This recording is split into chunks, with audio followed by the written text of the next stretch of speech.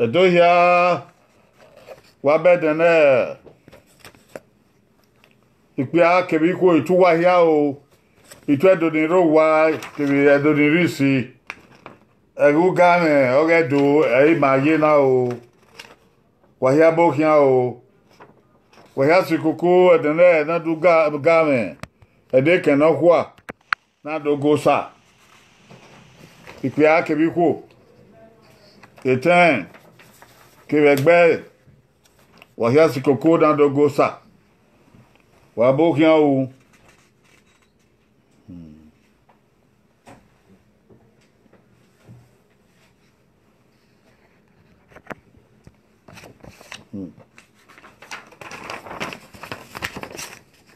Ogari erun gosa no nya ma sado bua ma wo kie de na wese de ke no kwa ni mado ga wese ma ya ve sikoko resource o we na ma we ga wese ma we sikoko avana ni an ma we ga wese wo tagbon ya fe gi an bien me wen no ata mi ade na u ga me oge owe no ga nu dabo mi fiangbe ma o tí ó ṣe náà wá ẹ̀rùn ẹ̀ mà tí yẹn wẹ́ mà tí ó pàwọ́ ẹ̀ mà tí yorùbá wẹ́ mà tí afẹ́ǹgbè wẹ́ mà èdè jésù kristi náà yà wá ìṣẹ́ ènìyàn kìwọ́gọ́ mọ́ kìwọ́gọ́ tó náà wá ìṣẹ́ wàhíàbó kí wọ́n wò pàtí yàn híà rè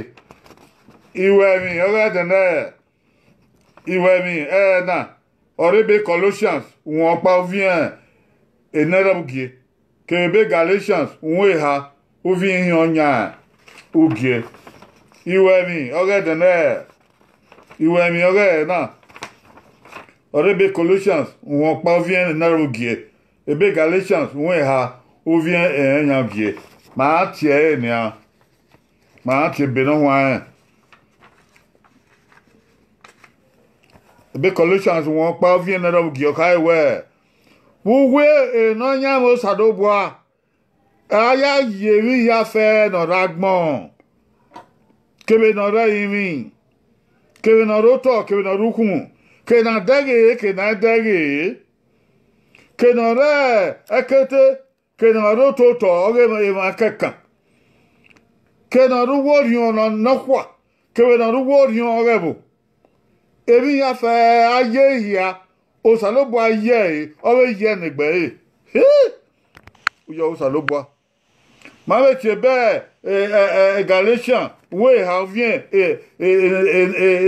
vara bogban te vara yeva be Galatians we ha ou vient enyangie o ka we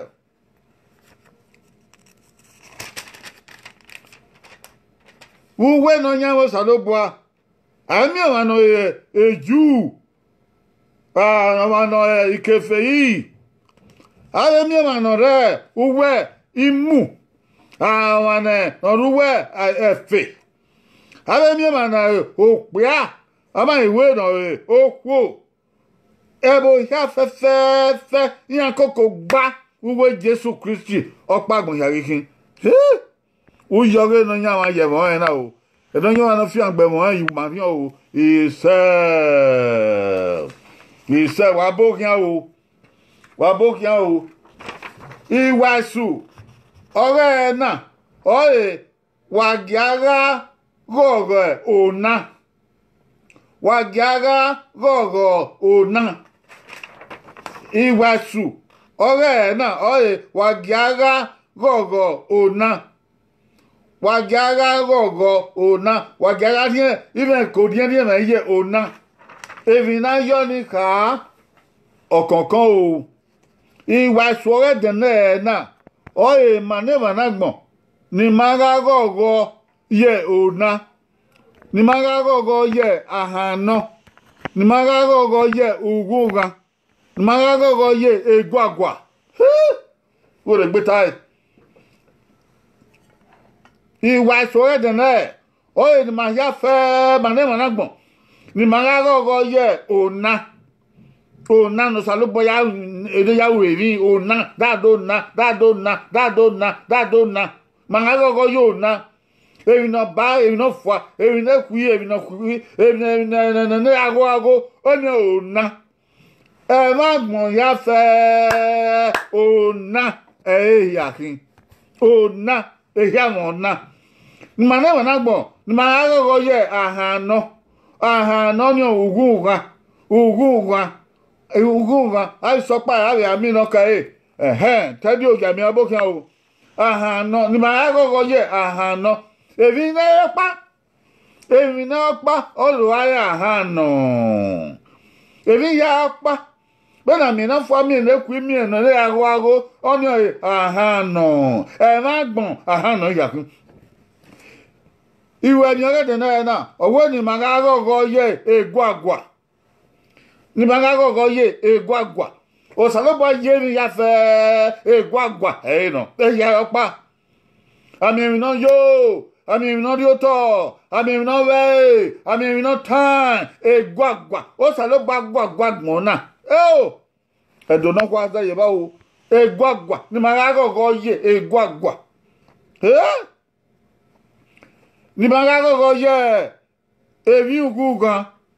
ke na fwa ke ne kwi ke ne ago to sa dagbon na o yagbon na o ya egwagwa o sa lo bo dagbon na ona jo egwagwa bo pa o sa lo bo ye mi ya re odugu nga sa lo bo ye mi ya re ale ise koko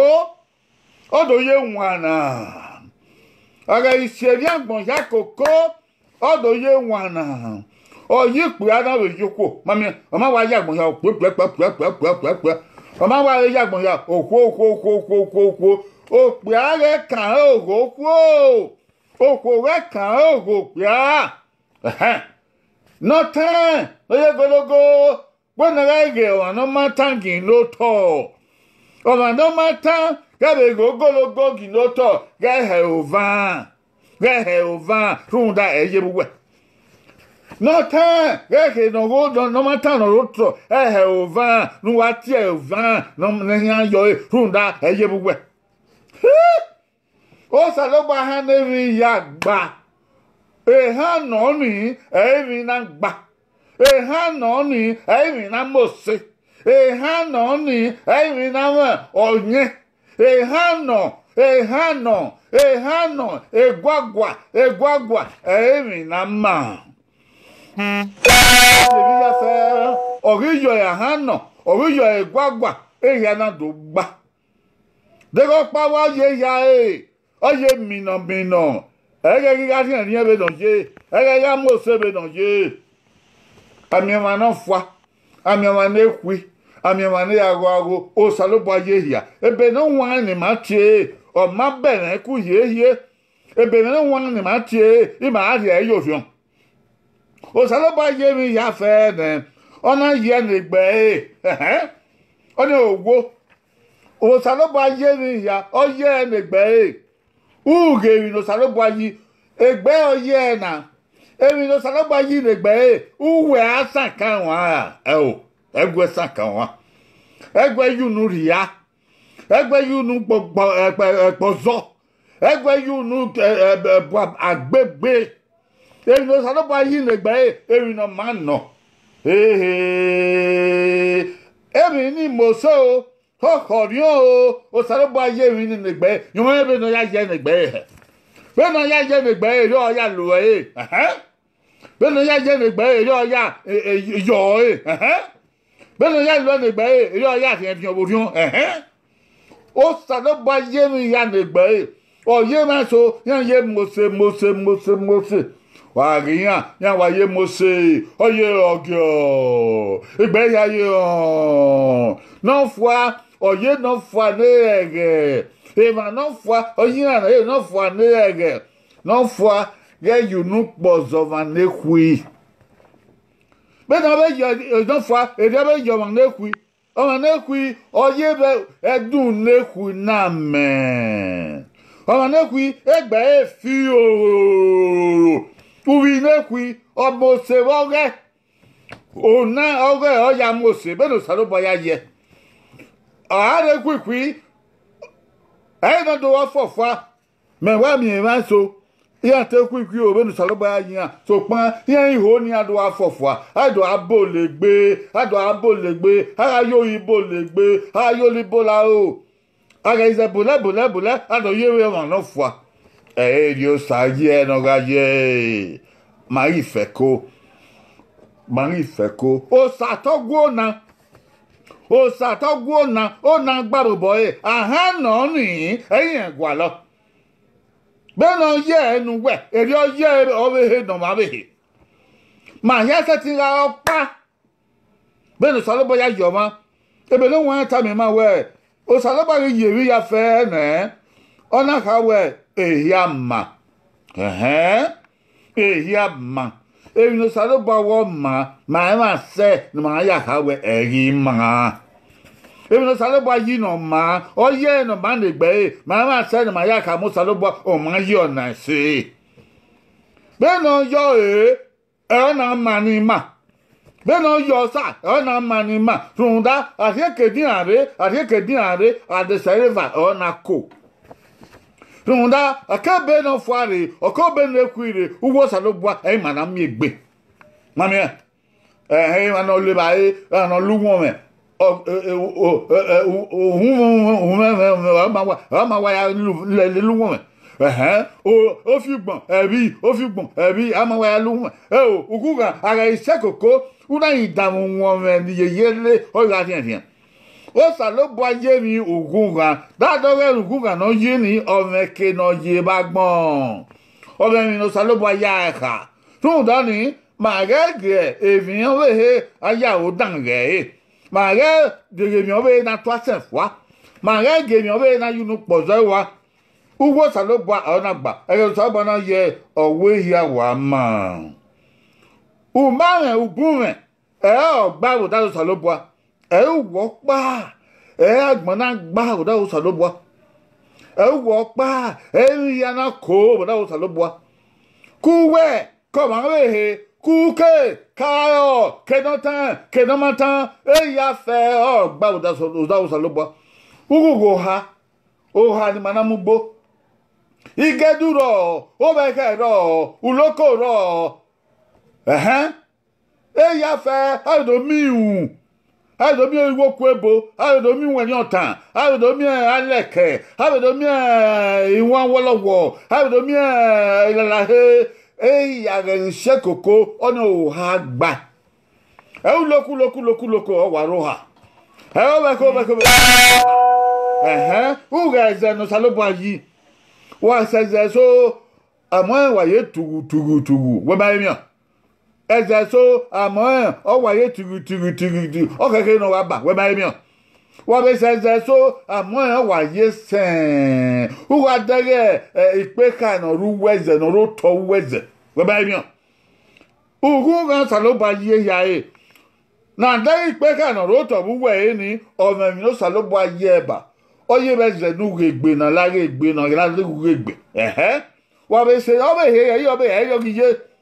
wa se so eze ni o yo wa ti wa kalukalu be na mo wa be gbe se ni o wa ti wa adewo to èmi ó salobo ye be ni ya je ni o be yo sa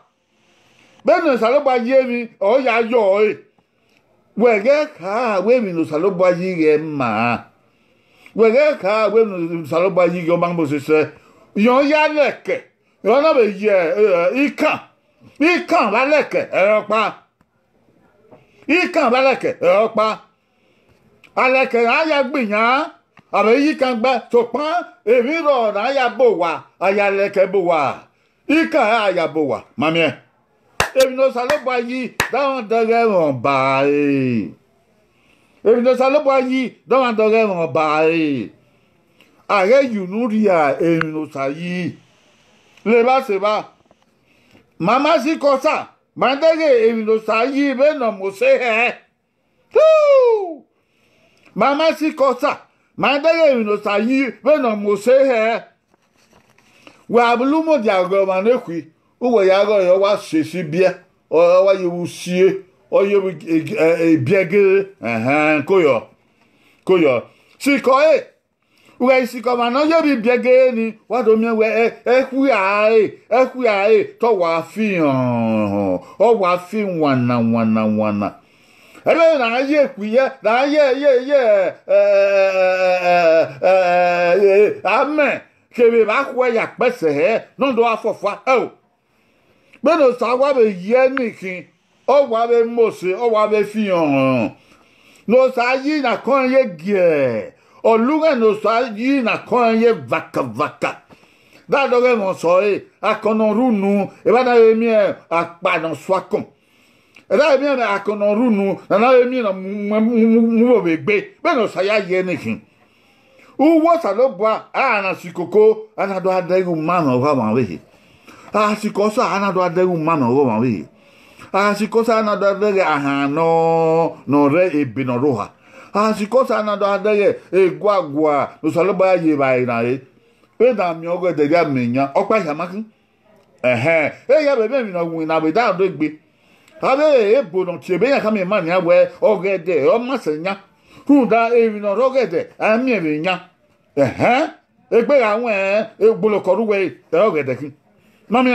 o me be do sabe ya je he no na be mani no na be mani na gbon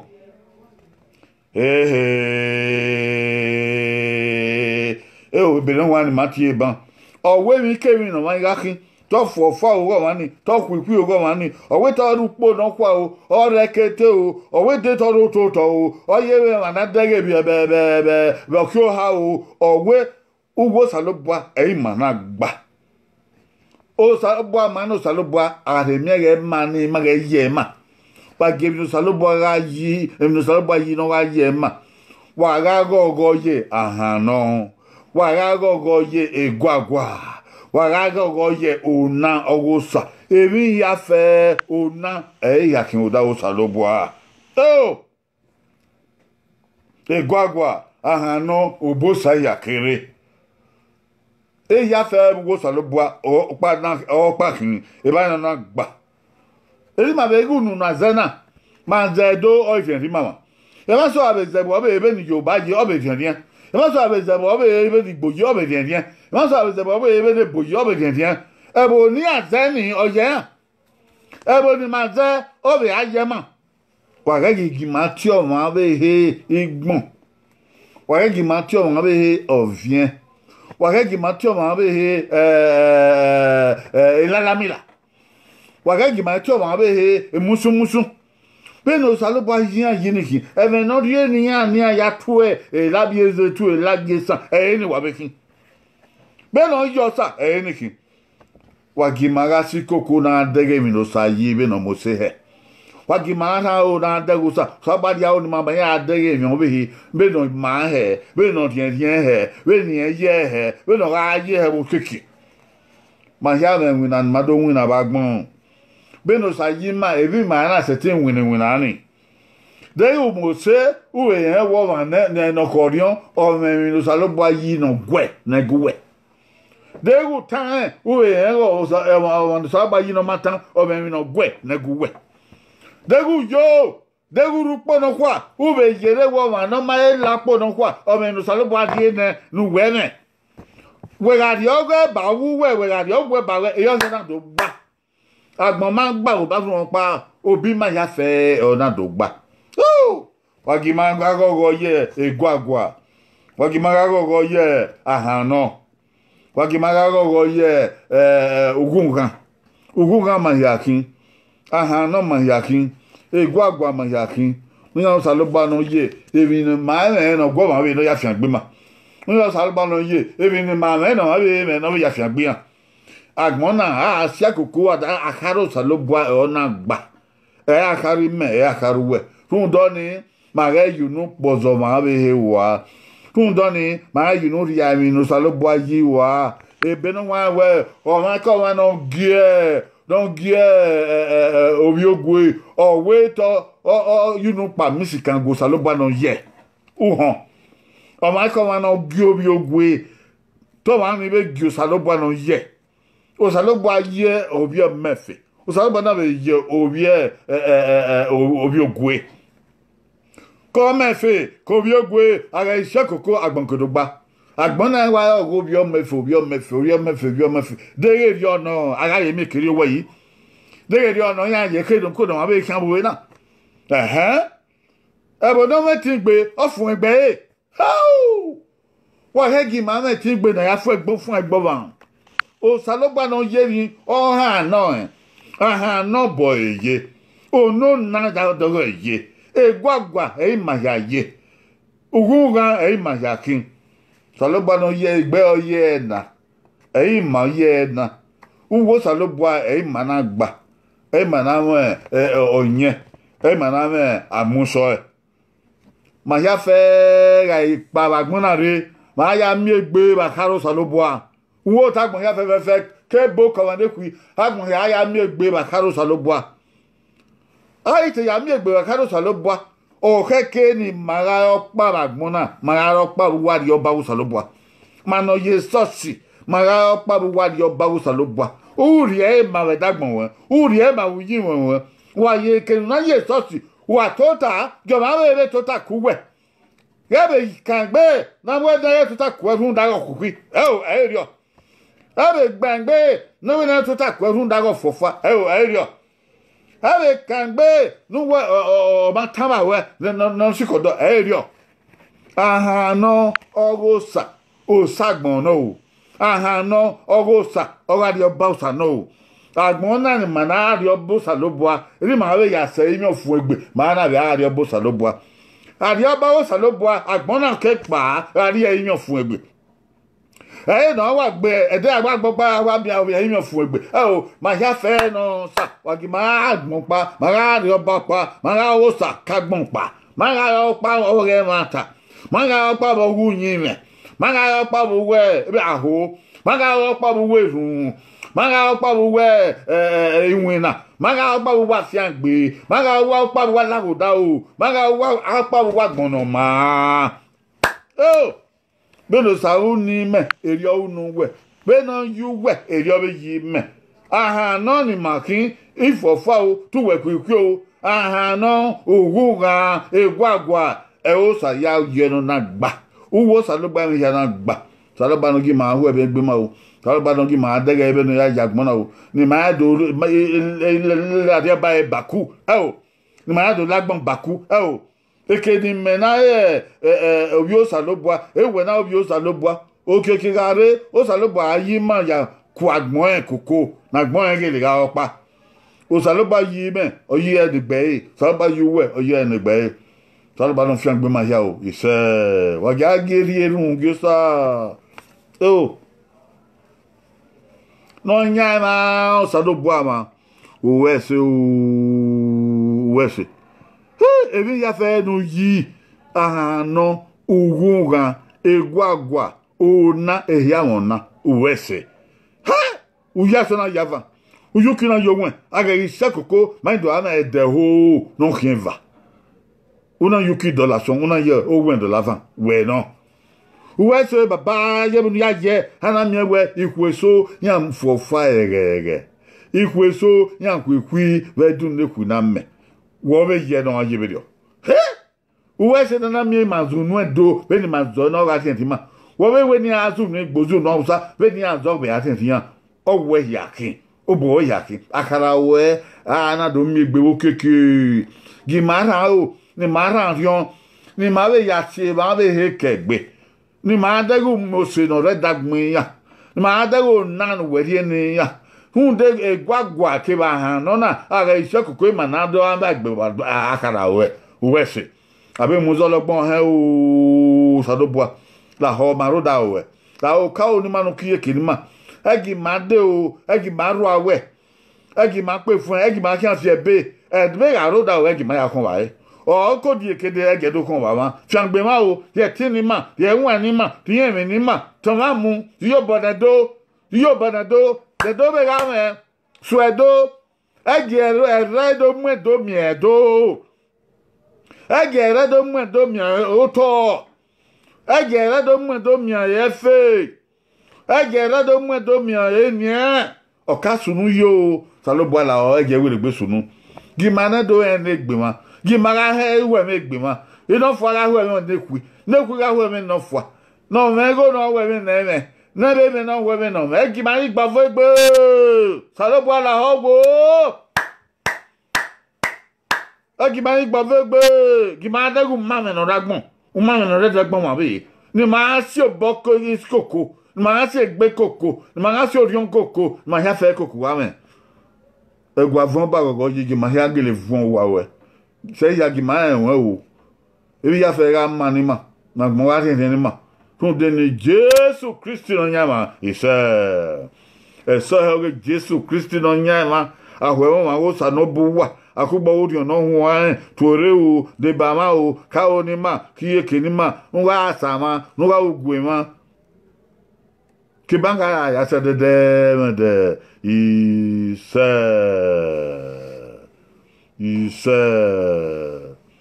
ise ofun egbo na nya wo saluba no gu wa ya ara o Kevin idun won yi obokan Monday akora obokan Sunday omokaro obokan